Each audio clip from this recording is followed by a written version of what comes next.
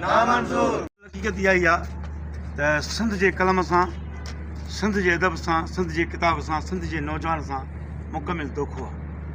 वॾे ॾुख सां चवणो थो पए त सिंध जे पढ़ियल लिखियल नौजवाननि हिकिड़ी तमामु सख़्तु टेस्ट पास करे हिन वक़्त ताईं 2023 खां वठी 23 गुज़री वियो, 24 गुज़री वियो, 2025 अची वियो, हिन वक़्त ताईं पाकिस्तान पीपल्स पार्टी मुकमिल सुतल आहे, जेको हुनखे सुम्हणु न घुरिजे। यकीन कयो, पाकिस्तान पीपल्स पार्टी खे जेके सिंध ऐं सिंधी क़ौम ऐं सिंध जे नौजवाननि इज़त ॾिनी आहे, त अॼु ॾींहं ताईं पूरे पाकिस्तान जे कंहिं सिंध जे न पर पूरे पाकिस्तान जे कंहिं सियासतदाननि खे इज़त न आहे मिली।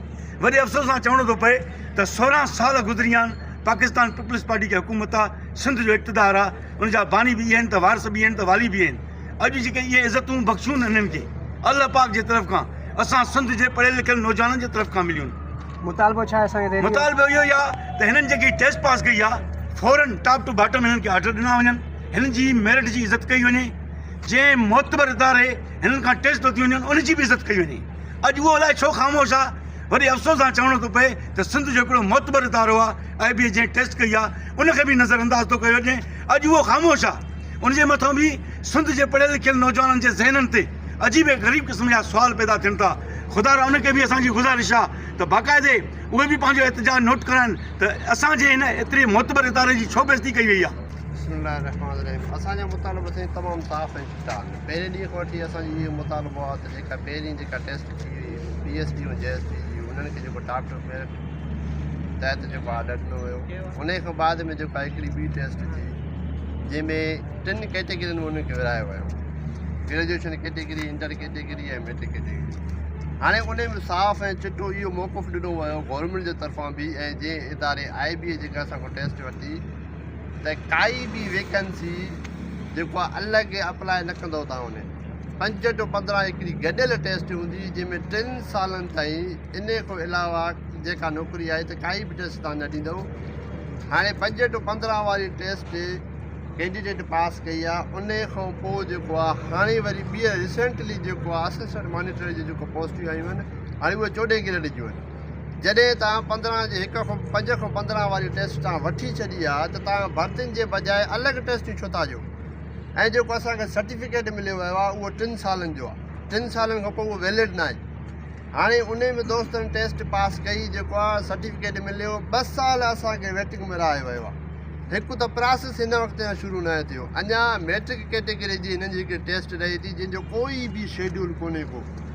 उन खां पोइ जेको आहे उमिरि जी जेका हद आहे, हिन वक़्तु जेके लेटेस्ट जेके न्यूज़ अचनि थियूं त 28 सालनि खां कोई बि जेको आहे कंहिं बि गवर्नमेंट जॉब में अप्लाई नथो करे सघे। त जॾहिं 28 सालनि खां पोइ अप्लाई नथो करे सघे त पोइ 60 साल 70 साल जा कुराड़ा रूड़ जेकॾहिं वेही था सघनि, बीह था सघनि, ॻाल्हाए था सघनि, पोइ उहे असांजे इक़्तिदार ते क़ाबिज़ छो आहिनि। चीफ जस्टिस जेको आहे अवरेज वेठो आहे, chief of army staff average वेठो आहे, ऐं जेके 28 सालनि खां पोइ नौजवान अप्लाई नथा करे सघनि, पोइ त तव्हां हुननि खां वोट बि न वठो। त असांजा मौक़िफ़ साफ़ ऐं चिटा आहिनि। जल्द खां जल्द 5 to 15 जो प्रोसेस हलायो वञे, बेरोज़गारीअ खे ख़तमु कयो वञे। रीटेस्ट कंहिं बि सूरत में असां न ॾींदासीं, भले FIA ते चाढ़ियो वञे, उहा उहे पिया 18-19 सालनि खां वठी काई बि जेको आहे असांखे जेको आहे वैकेंसी न आहे ॾिनी वई। 2016 में जेको आहे चीफ जस्टिस जेको आहे चीफ सेक्रेटरी जेको अनाउंस थो करे 19,000 जॻहियूं, 8 साल गुज़रण खां बावजूदि जेको आहे काई वैकेंसी ज़ाहिर न कई वई आहे। ऐं जेको आहे टेस्ट ॾिनीसीं, उन खां बाद में वरी नयूं पॉलिसी अची वियूं, ग्रेडिंग पॉलिसी, इंटरव्यू पॉलिसी। हा ठीकु आहे, इंटरव्यू ॾियण लाइ असां तयारु आहियूं, अचो मीडिया जे थ्रू ॾींदासीं इंटरव्यू, लाइव चैनल ते तव्हां अचो, बंदि कमरनि में इंटरव्यू वठंदो, उन जी मर्ज़ी आहे जे इंटरव्यू वरितो पास करे या फेल करे। त सालनि ऐं सदियुनि खां वठी असां सिंधियुनि सां इहे नाजाइज़ियूं थियनि थियूं। हाणे असां नौजवान तमामु तंग थी विया आहियूं, बेरोज़गारीअ में मरनि था वीचारा, ख़ुदकुशी था करनि। ऐं हे जेके असांजे मथां कल का अची जेके क़ाबिज़ थिया, उहे असांजे अछे कारे जा हाणे बसि उहे बालक थी विया आहिनि। बंदि कमरनि में जेके हे मौक़िफ़ ॾियनि, जेका पॉलिसी करनि, असांजे मथां क़ाबिज़ करे वेठा आहिनि। इनशा कॾहिं बि किथे बि हे असांजो एहतजाज इंतिहाई पुरअमन आहे। जेकॾहिं इन खे नोट न कयो वियो, को लाइ अमल न ॾिनो वियो, त इंशाअल्लाह इन एहतिजाज जे दायरे खे वधाईंदासीं पोइ फांसियूं ॾिनियूं वञनि FIR कटियूं वञनि ॿारे वञे पोइ हिते ॾाढंदासीं इंशाअल्लाह मेरठ जी लताड़ रीटेस्ट नौकरियूं खपाइण नौकरियूं विञाइण नौकरियूं खपाइण नौकरियूं खपाइण 72 अरब जा चालान असां जमा कराए चुका आहियूं 5 खां 15 जो 90,000 खां वधीक असांजूं नौकरियूं आहिनि जिन में असां टेस्ट क्वालिफाई करे आया आहियूं हाणे जेका 2023 8 जून 2023 ते मॉनिटरिंग असिस्टेंट जी लाइ असां डॉक्यूमेंट्स जमा कराया हुआसीं उन जे लाइ वरी ॿीहर असां हुननि चालान उगाइणु शुरू कया आहिनि ऐं ॿीहर टेस्ट वठणु शुरू कई आहे सिंपल मुतालबो आहे त 90,000 नौकरियूं ऐं उन मां 90,000 जेके असां 2 लख कैंडिडेट पास थिया आहियूं त उन्हनि खे top to bottom merit list के जरिए ऑफर ऑर्डर ॾेई रोज़गार से लगायो वञे। ये कि पाकिस्तान पीपल्स पार्टी इतनी ज़बरदस्त पार्टी थी वो चारों सूबों की जंजीर थी और पाकिस्तान की ताकत भी थी और बेनज़ीर थी और इसमें कोई नहीं शक कि वो सिर्फ पाकिस्तान की लीडर नहीं मगर मशरक़ की लीडर थी पूरी दुनिया के लेवल पे मानी हुई लीडर थी। आज ये सब कुछ जो कुछ खा रहे हैं उनका नसीब खा रहे हैं। बहुत अफसोस के साथ ये कहना पड़ता है कि हमारे पाकिस्तान पीपल्स पार्टी में नजरियाती लोगों की बहुत कमी हो गई है। बहुत अफसोस के साथ ये कहना पड़ता है कि ऐसे कानून बनाए गए हैं कि ये जो बच्चे पास हुए हैं 28 साल के बाद ये नौकरी के काबिल नहीं है। क्यों? जब मुल्क का सदर 80 साल का हो सकता है, मुल्क का वज़ीर आज़म 75 साल का हो सकता है और चीफ जस्टिस जो है वो 70 साल का हो सकता है, तो हमारे सिंध का पढ़े लिखा नौजवान नौकरी के काबिल नहीं है 28 साल के बाद। ये कौन सा इंसाफ है? ये कौन सा कानून है? 73 के आइन में भी नहीं है। ऐसे नहीं चलेगा। ये पाकिस्तान पीपल्स पार्टी को अल्लाह ने वो इज्जत दी है, सिंध और सिंधी कौम ने 3 मरतबा इक़्तिदार दिया है।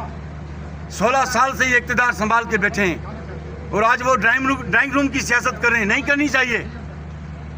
नजरियाती लोगों की बहुत कमी हो गई है। सुनना पड़ेगा। ये पाकिस्तान के बच्चे हैं, ये सिंध के बच्चे हैं, ये आपके बच्चे हैं। इनके लिए कौन सोचेगा? ये कहाँ जाएंगे? खुदारा होश के नाखून लो। इन लोगों के हाथ में कलम और किताब अच्छी लगती है, इसको हथियार उठाने पे मजबूर मत करो।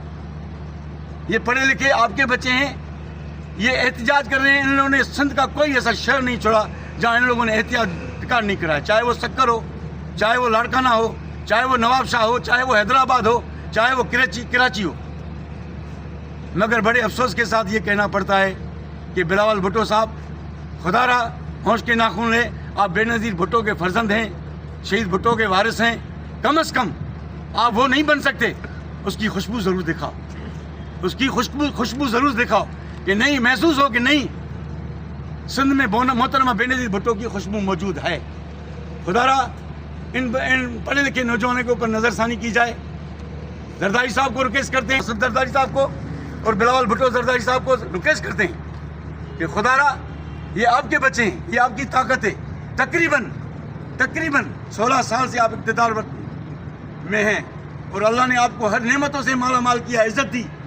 आज इनके लिए कौन सोचेगा? ये किसके बाजू हैं? ये आने वाले वक्त के आपके मेहमान हैं। इनकी हिफाजत करोगे तो तुम्हारी हिफाजत होगी।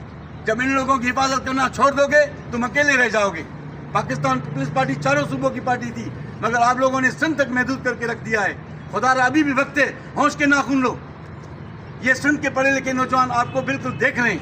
2021 में असां 5 खां 15 ग्रेड जे लाइ 72 अरब जा चालान भरे करे IBA जी मार्फत टेस्ट पास करे आया आहियूं। 2023 में असांजी टेस्ट थी आहे, तक़रीबन 2 लख खां वधीक उम्मीदवार पास आहिनि। हाणे अलमियो इहो आहे त 72 अरब जा चालान बि जमा कराया आहिनि, टेस्ट बि क्वालिफाई करे बीठा आहियूं। पर हाणे छा थो थिए त उहे 90,000 जेके असांजूं नौकरियूं आहिनि उहे सिंध गवर्नमेंट ऐं IBA मिलियल पंहिंजी भगत सां विकिणणु खपाइण या मनपसंद माण्हुनि खे ॾियणु चाहे थी। जंहिंजो मिसाल इहो आहे त 2023 8 जून 2023 ते असिस्टेंट मॉनिटरिंग जो इश्तिहार आयो हुयो, जेके 5 खां 15 जॉब हुई ऐं जेके ग्रेजुएशन कैटेगरी में दोस्त पास करे आया हुया ऐं असां हुन में अप्लाई कयोसीं। हाणे जॾहिं असांजी 5 खां 15 जी जॉब आहे ऐं असां 2023 में अप्लाई कयो आहे हुन में, त हाणे हुननि वरी साॻी पोस्ट जे लाइ, साॻियनि ई उहिदे जे लाइ ॿीहर हुननि हिकिड़ो चालान IBA घुरियो आहे ऐं उहा ॿीहर टेस्ट थियणु वञी रही आहे। हाणे असां सिंध गवर्नमेंट ऐं IBA खां इहो पुछणु चाहियूं था त आया 72 अरब भी तव्हांखे ॾिनासीं, IBA जी टेस्ट भी क्वालिफाई करे आयासीं, त हाणे वरी असांजी 5 खां 15 नौकरियुनि जे लाइ तव्हां ॿीहर टेस्टूं ऐं ॿीहर चालान छो था वठो, जॾहिं त असां ऑलरेडी पेड ऐं ऑलरेडी असां टेस्ट क्वालिफाई करे आया आहियूं। तमामु वॾो अलमियो आहे, तमामु वॾो जेको आहे त असां सां नाइंसाफ़ी थी रही आहे। उनखां पोइ सिंध गवर्नमेंट 28 सालनि ताईं एज रिलैक्सेशन ॾिनी आहे। हाणे जेके मॉनिटरिंग असिस्टेंट जो जेको ॿीहर इश्तिहार आयो आहे उन में असां चालान बि जमा कयूं, ठीकु आहे, पर हाणे असांजी 28 साल एज ई न आहे, असां वधी विया आहियूं एज खां, त हाणे असां अप्लाई कीअं कयूं? त वॾे खां वॾो इहो बि असां सां वॾी नाइंसाफ़ी आहे त एज रिलैक्सेशन असांजी ख़तमु कई वई आहे। KPK में 45 सालनि ताईं, पंजाब में 45 सालनि ताईं जो नौजवान नौकिरी करण जे लाइ अहल आहे, पर वॾे अफ़सोस सां ॻाल्हि करणी थी पवे त सिंध जेका पूरे पाकिस्तान खे पाले थी उन जे नौजवान जे लाइ 28 सालनि खां वधीक उमिरि ई कोन्हे का जो हू नौकिरीअ में अप्लाई करे सघे। तव्हां सहाफ़िन सिविल सोसाइटीअ जे मार्फत असां सिंध गवर्नमेंट खे यादि ॾियारायूं था, रिक्वेस्ट कयूं था त महिरबानी करे असांजा जाइज़ मुतालबा हल करे असांजी बेचैनी, असांजी परेशानी, असांजी तकलीफ़ ख़तमु कई वञे, वॾी महिरबानी। पाण हिन वक़्तु शिकारपुर जे नौजवाननि खां उन्हनि जा हाल पुछण था चाहियूं। असां सां ॿिया साईं मौजूदु आहिनि। जी साईं, अॼु तव्हां शिकारपुर में नौजवाननि सां गॾिजी करे एहतिजाज था कयो, कहिड़ा हक़ूक़ आहिनि, कहिड़नि हक़नि जे लाइ असल हक़ीक़त इहा ई आहे त अदाजन तव्हांखे सॼी हक़ीक़त ॿुधाई त सिंध जे पढ़ियल लिखियल नौजवाननि जी महिनत खे मुतासिर करे माना हुन सां नाइंसाफ़ी कई, उनखे माना तमामु पढ़ियल लिखियल नौजवान जे कलम ऐं अदब जी ऐं इल्म जी का इज़त नहीं कई। एॾो असांजो सिंध लेवल ते मुकमिल मुल्क लेवल ते हिकिड़ो IB जो मुतबर इदारो आहे जंहिं हिन नौजवाननि जी टेस्ट कई आहे ऐं हिन नौजवाननि साबित करे ॾेखारियो आहे त असां वटि एतिरी एलियत आहे, असां वटि कलम बि आहे, किताब बि आहे, सिंध वटि अदब बि आहे, इल्म बि आहे। मगर अॼु हे पढ़ियल लिखियल नौजवान वीचारा परेशान आहिनि, हिन सां बाक़ाइदे धोखो कयो। 72 अरब रुपया हिननि ख़र्चु कया आहिनि इन टेस्ट जे हिसाब सां। हिन वक़्त ताईं हुननि जो को तदारुक न आहे। 2023 खां वठी 24 गुज़री वियो, 25 हले थो। ऐं वॾी ॻाल्हि इहा ई आहे त पाकिस्तान पीपल्स पार्टी खे सिंध जे नौजवाननि, सिंध जे वॾड़नि, सिंध जे नंढड़नि सभिनी जवाननि सांढे करे हिन खे टियों दफ़ो इक़्तिदार ॾिनो। 16 साल इक़्तिदार संभाली वेठा आहिनि, मगर निंड पिया। ड्राइंग रूम वारी सियासत आहे। पाकिस्तान पीपल्स पार्टी मां नज़रियाती माण्हुनि जी ॾाढी कमी थी वई आहे। जीअं ॿुधंदा हुआसीं त पाकिस्तान पीपल्स पार्टी चारों सूबों की जंजीर है और मोहतरमा बेनज़ीर भुट्टो है, मगर अभी वो चीज़ नहीं है। बहुत बहुत दुख के साथ ये कहना पड़ता है कि हमारे पाकिस्तान पीपल्स पार्टी इतनी बहुत बड़ी अजीम पार्टी थी जिसमें इन लोगों को अभी वो नज़र ही नहीं है कि पढ़े लिखे लोग बच्चों को कैसे संभालना है, इस सिंध के वारिस को कैसे संभालना है। ये नहीं सोचते कि ये आने वाले वक्त के हमारे मेहमान हैं, ये हमारी ताकत है, मगर अपनी ताकतों को खुद कमज़ोर कर रहे हैं। ये कहाँ जाएंगे, किसके पास जाएंगे? यार बड़ा अफसोस तो ये है कि एक सिंध का सदर है, एक मतलब मुल्क का सदर है, 80 साल उसकी उम्र है, वो सदर बन सकता है। वज़ीर आज़म 78 साल का है, वो वज़ीर आज़म बन सकता है। चीफ जस्टिस 79 बरस का है, वो चीफ जस्टिस बन सकता है। मगर अफसोस की बात यह है कि हमारे सिंध के पढ़े लिखे 28 साल के बाद नौकरी के काबिल नहीं है। इन 73 की आइन में, इन पाकिस्तान के मुल्क के किसी आइन में इसका तदारुक कौन करेगा? इसका पढ़े लिखे नौजवानों का इंसाफ कौन करेगा? खुदारा हम बिल्कुल मोतबर शख्सियत जितने भी हमारे आला अहदों पे फायज हैं सबको रिक्वेस्ट करते हैं कि इस पढ़े लिखे बच्चों के ऊपर नज़रसानी की जाए। ये सिंध के बच्चे नहीं, आपके बच्चे हैं, आपकी ताकत है, ये हमारे मुल्क पाकिस्तान की ताकत है, इसको संभालो, इसमें ही बनाइए। थैंक यू दोस्तों।